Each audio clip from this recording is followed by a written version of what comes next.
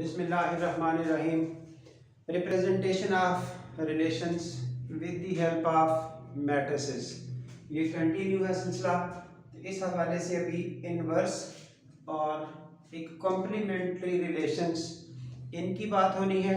Plus इस diagram से देख के हमें कैसे पता चल जाएगा ये रिलेशन रिफ्लेक्सिव है, सिमेट्रिक है, एंटी सिमेट्रिक है, ऑफ व्हाट टाइप। तो ये थोड़ा सा सिलसिला इस हवाले से। हाँ जी, फिलहाल पोजीशन वही है। ये एक सेट 1 2 3, ये उसका कार्टेशियन प्रोडक्ट, और अगर हम इसकी मैट्रिक्स बनाने की कोशिश करें तो ये उसी तरतीब से जिस तरह से ये आपने कार्टेशियन प्रोडक्ट बनाया, ये सारे पेयर उठा के उसी तरतीब से लिख दिए हैं। हमें इससे ना एक ऑब्जर्वेशन मिल रही है कि इसकी जगह ये आएगा, इसकी जगह ये आएगा। और अगर फिर भी हमें कुछ ऑब्जर्वेशन ना हो तो फिर इस तरह का कंसेप्ट ले लिया करें। A12 A13 A21 A22 A23 A31 A32 A33 like this. जो जनरली मैट्रिक्स लिखने का तरीका है तो उससे भी आपको ये ऑब्जर्वेशन मिल जाएगी 1 1 1 2 1 3। ये किस तरतीब से हम चल रहे हैं, कौन सा एलिमेंट किसकी जगह फिल किया जा सकता है। सो इस हवाले से ये एक रिलेशन दिया गया है मैट्रिक्स फॉर्म में। हमसे पूछा गया है check whether it is reflexive, symmetric, anti symmetric, find R inverse, find R bar and express in matrix form. ये हमें डिफरेंट क्वेश्चन पूछे गए इस डायग्राम से। चलिए जी, हस्बे मामूल अगर कुछ ना समझ आए, डायग्राम से हम अपने आप को क्लैरिफाई ना कर पाए, डायग्राम हमें हेल्प आउट ना करे, लाजमी हेल्प आउट करेगी जब आप अंडरस्टैंडिंग ले लेंगे, आप अपना वर्किंग कंप्लीट कर लेंगे, तो कोई वजह नहीं आपको डायग्राम देख के, मैट्रिक्स देख के सब कुछ का पता ना चले। लेकिन ये उस सेंस में है ना कि अगर कोई बच्चा थोड़ा सा डिस्टर्ब है, उसको ये अंडरस्टैंडिंग नहीं हो पाती, तो फिर क्या हाल है, फिर आप यहां से रिक्वायर्ड जो इसका रिलेशन बनता है रेलेवेंट वो लिखना है। ये लीजिए, R for relation, M for matrix, ये इसी रिलेशन की मैट्रिक्स बनी हुई है। ये R उस रिलेशन की वैल्यू है। कैसे लिखी गई, ये देखिए, ये 1 है, इसका मीनिंग क्या हुआ 1 1, ये यहां है।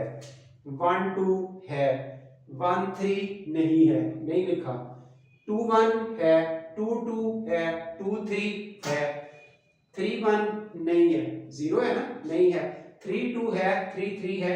ये इसके मुताबिक जो ये अभी तरतीब बताई, इससे लेने या इस तरह समझ लें, आपको इससे ये एक रिलेशन मिल गया। अच्छा जी, जब आप इस रिलेशन पर पहुंच चुके तो यहां से तो फिर वही सिलसिला शुरू हो गया ना, जब हम ये स्टार्ट कर रहे थे इस वर्किंग के हवाले से अबाउट रिलेशंस। तो वहां नहीं हमने symmetric, reflexive, anti symmetric, transitive etcetera कितनी ही क्लासिफिकेशन की, सब तरह के हमने ये क्लियर किए।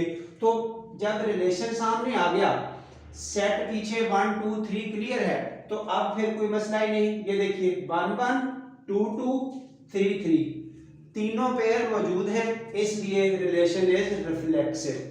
यानी कि वर्किंग आपको वही दिखाई, इट इज रिफ्लेक्सिव, क्लियरली वो तीनों पेयर मौजूद हैं। Clearly it is symmetric, symmetric के लिए क्या होता है, अगर किसी रिलेशन में इस तरह का 1 2 ए बी पेयर मौजूद हो, यानी कि ये लिंक था, अगर ए बी किसी जगह मौजूद हो तो बी ए लाजमी होना चाहिए। अगर ए बी के साथ बी ए बी है हर जगह पे throughout, then it is symmetric. तो ये देखिए 1 2 2 1 है, 2 3 3 2 है। जो ये सेम नंबर है 3 3, इनकी जगह बदलने से तो फर्क ही नहीं पड़ता, जगह बदल के वो एलिमेंट वहां होने चाहिए। सो इससे पता चल चुका इट इज सिमेट्रिक। उसके बाद नॉट एंटी सिमेट्रिक।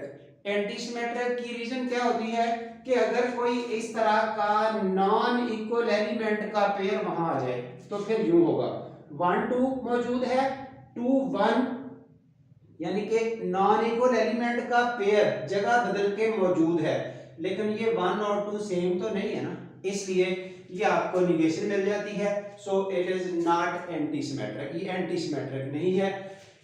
ये आपने इस तरह से क्लासिफिकेशन रिलेशन बना के सारा कुछ हैंडल कर दिया। तो कोई इतना लंबा चौड़ा टास्क नहीं है, बिल्कुल अगर शार्ट क्वेश्चन पूछा जाता है तो इस तरह वर्किंग भी नजर आ जाती है।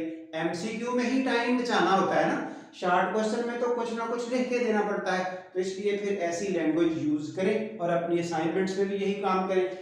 उसके बाद आर इनवर्स पूछा गया, तो आर इनवर्स क्या होता है, इस रिलेशन में एलिमेंट की जगह बदलनी होती है। ये देखिए 1 1 की जगह बदलेंगे, वही आ गया 1 2 2 1 हो गया, 2 1 इनकी जगह बदली 1 2 हो गया, 2 2 में वही रहेगा, 2 3 की जगह क्या हो जाएगा 3 2, 3 2 की जगह क्या हो जाएगा 2 3, 3 3 एज इट इज। ये आपके पास जो आर इनवर्स है उसमें एलिमेंट की जगह बदलनी होती है।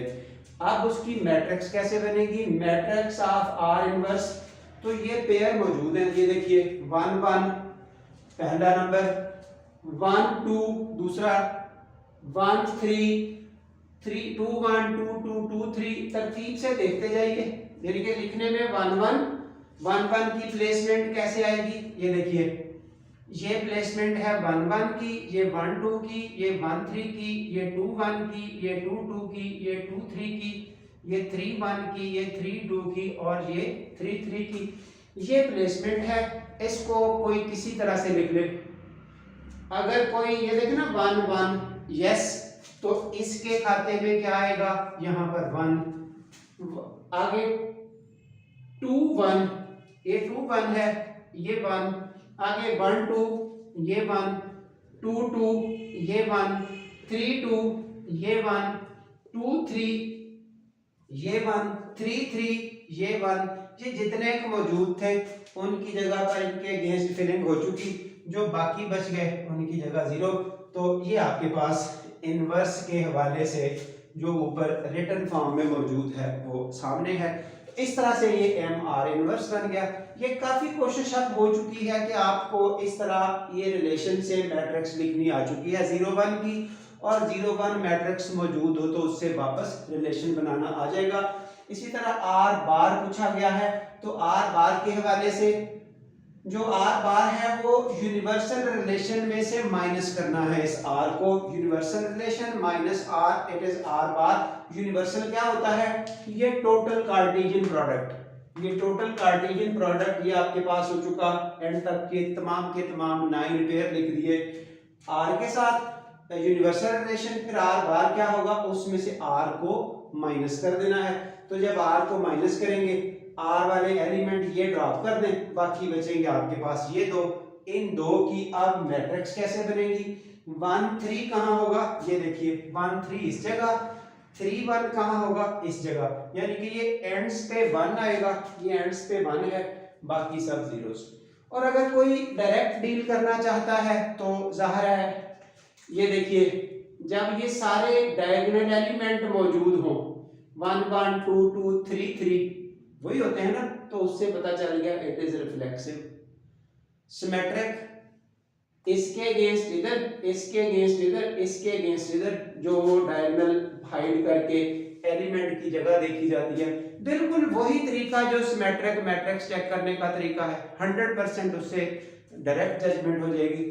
ये देखिए जो आपका रिलेशन होता है यूनिवर्सल वो इस तरह बनेगा जिसमें तमाम पेयर्स लिखने हैं, तो तमाम पेयर्स लिखने का मतलब क्या होगा, सबके सब मौजूद हैं तो ऑल वंस, इससे वो माइनस किया जा सकता है। यानी कि अब आप बात समझ सकते हैं, symmetricity, anti symmetricity, reflexivity etcetera, ये सब कुछ आप उस डायग्राम को देख के ऑब्जर्व कर सकते हैं, देख के जजमेंट कर सकते हैं कि ये किस टाइप का रिलेशन है, और इस वजह से इस मैट्रिक्स की थ्योरी को साथ एंगेज किया गया। प्लस ग्राफ थ्योरी में ये बहुत काम की चीजें होती हैं, उस वक्त फिर नए सिरे से कोई नहीं पढ़ाएगा, यहाँ पर मैट्रिक्स रिप्रेजेंटेशन चल रही है। कंप्यूटर अडॉप्टिंग सिस्टम में 0 1 का नाम भी आपके सामने है। कंप्यूटर में जब किसी चीज को यस शो करना हो कि मौजूद है तो वो 1, अगर एब्सेंस शो करनी हो तो 0, ये कुछ वो कंसेप्ट भी साथ ऐड हो रहा है। इस तरह से ये टू मैनी वैल्यूज आर्टिकल्स आपके लिए इन फ्यूचर पर्पस आपके साथ चल रहे हैं, तो इस स्ट्रक्चर को देखते हुए इन चीज़ों को हैंडल कीजिए। अगर कोई कहीं मसला है तो वेलकम बताइए। ज़रूर हल होगा, विद इन नो टाइम हल होगा। अगर सब ठीक है तो फिर अपने काम को जारी रखिए। इन एग्जाम्पल्स को देखते हुए बैठे बैठाए घर में यूँ ना समझिए कि हमारा काम फ्री में हो रहा है। ज़रूर बैठें, बिस्तरे में बैठें, चाय पिएं, साथ साथ अपना काम ज़रूर करें, बुक खोलें और इन चीज़ों को देख के ऑनवर्ड चलाएं। बंद ना करके बैठ जाएं कि बस ठीक है, इसी से मसले हल होने हैं। Thank you very much.